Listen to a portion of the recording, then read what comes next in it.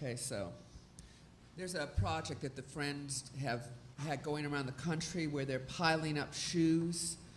They ask people in every city to come and bring shoes to represent all of the babies and women and children and old people and such that are dying in Iraq. And then they put up a pair of boots for every soldier that has died. And so I went to it when it was in San Francisco, and this poem came out of that idea of just thinking about when people die, their shoes are left. It's called Sizing Up the Cost of War. What is left but the shoes? Shoes scuffed and torn, no longer having feet to carry them. Shoes, empty now.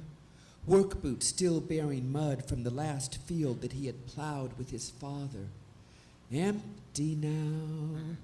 Red sneakers with white stripes brought back from America by her oldest son, given to her youngest, both of them immediately running outside, kicking the soccer ball back and forth, the older ruffling the youngster's head after a well-aimed goal.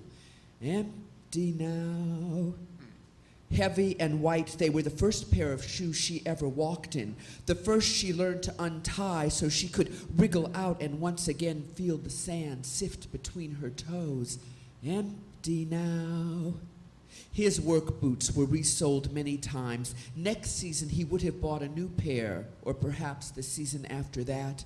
But these old ones, darkened from the oil, had become supple and familiar. They knew his feet, grasped his ankles, and kept them strong. Empty now. She had smiled when he offered the embossed leather pumps, made for in Italy from the pattern he had carefully traced around her narrow foot, long toes tapered in perfect symmetry. Empty now. Regulation boots, smoothed by sand salt crystals, seeming to be so much a part of the desert they had walked, the inside soles showing imprints of thick, heavy feet. Empty now.